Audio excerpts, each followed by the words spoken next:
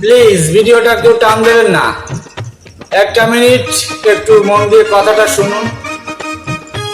আপনাদেরকে আনন্দ দেওয়ার জন্য, আপনাদেরকে মন ভালো রাখার জন্য এত কষ্ট করে আমরা সারাদিন হাড় কাটা পরিশ্রম করার পরেও একটু সময় বের করি ভালোবাসার মানুষগুলোর জন্য একটা ভিডিও তৈরি করার জন্য।